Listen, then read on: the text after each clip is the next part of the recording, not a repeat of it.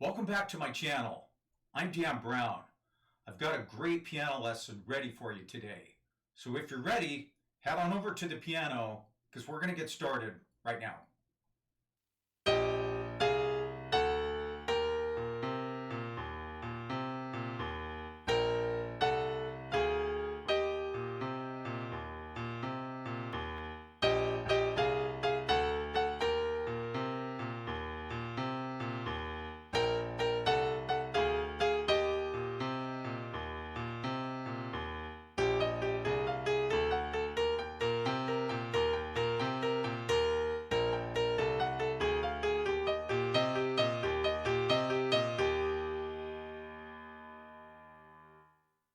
That's an example of the basic honky tonk movement in E flat, just the basic movement for honky tonk over an E flat chord.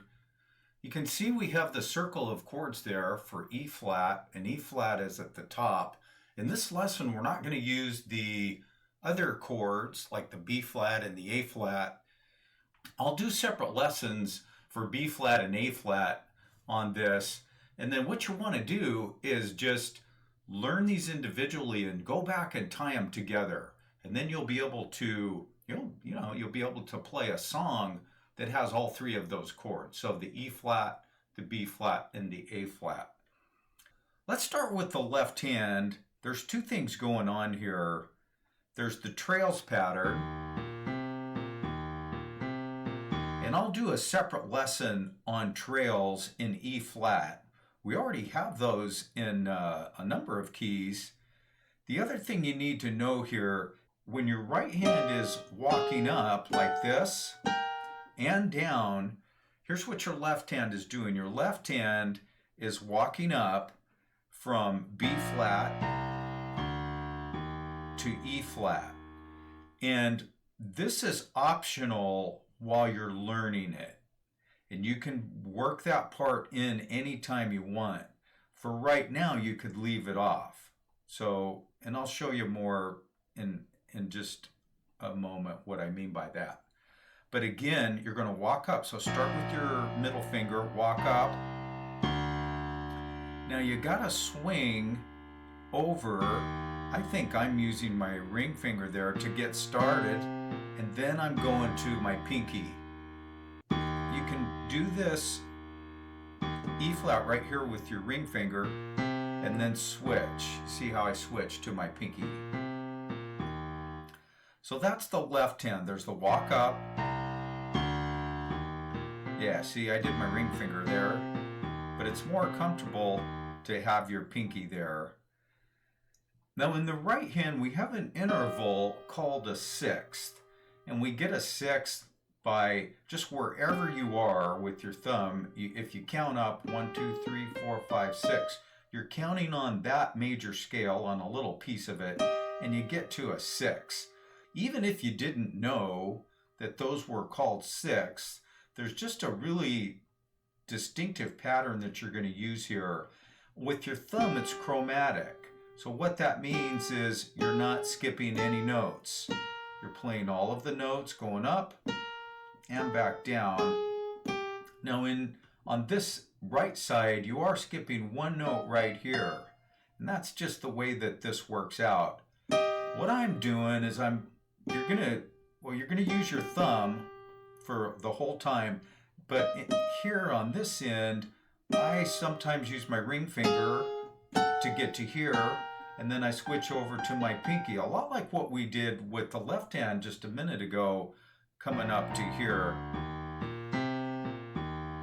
So there are times when you're going to switch your fingers, and it's something that you just have to practice slowly and kind of have to just make your peace with it. Anyway, guys, let me play it, and you play it after me. So I'm not going to talk about the notes. We're just going to get this pattern. So play this. Play that one. These are really dissonant, which means it doesn't sound good. It doesn't sound right, but it's a little connecting, like a little piece of connecting that we use. And then we're going to go right back down. Just copy what I do. 1, 2, 3, 4. Count to 4 on these. On all of these, you can count to 4. Get this basic movement down. See, pause there. Now, when you land here, start your trails. As soon as you hit this, hit your E flat. Watch. And as soon as you play your last E flat, let it walk back down. And when you land here, start your trails up again at that same time.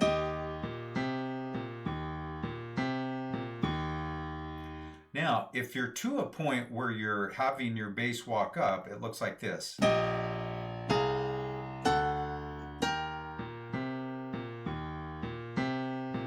Same thing here, going down.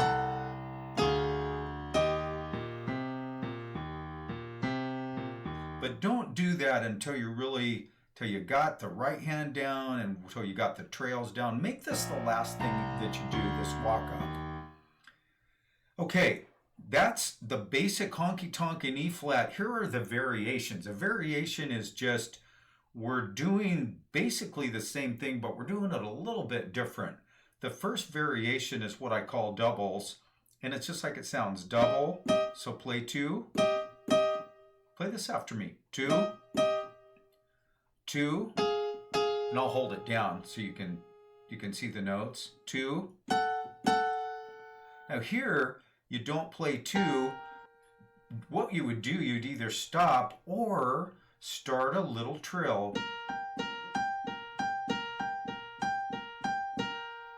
Okay, and then double your way back down. Double, double. And here, don't double here, but either just stop or start a little slow trill.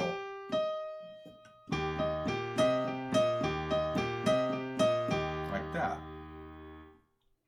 The last variation is just that. It's breaking the chord up like this. Here's what it looks like. It's 1, 2, 3, 1, 2, 3. Let me slow down a little bit. Let me start over. Guys, try to do this after me. I know this is the hard part, but do the best you can. I'll do it and then just copy me. 1, 2, 3.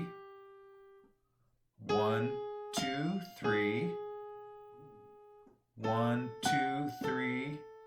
Now when you get to here, just do that and keep going. You're trilling. You may not know it, but you're trilling. And then bring it back down. 1, 2, 3.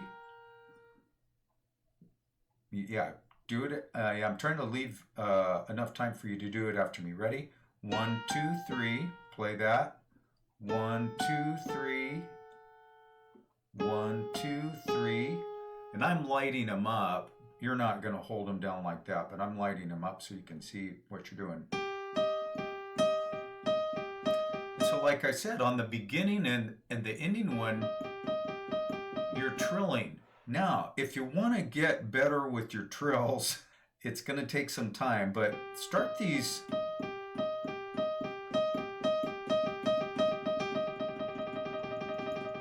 It's like anything in life. You start little, you start slow, and you just gradually you get better at it. Don't try to do the fast trills before you can do the little nice slow trills. And these are really pretty. You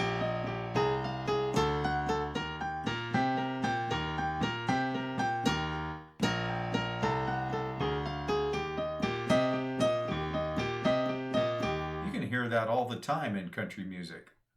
Guys, be patient with yourself. Have fun with this. And you have to trust me on this. You're going to get it. It's going to take time. They'll finally, one day you're like, oh man, that one turned out pretty good.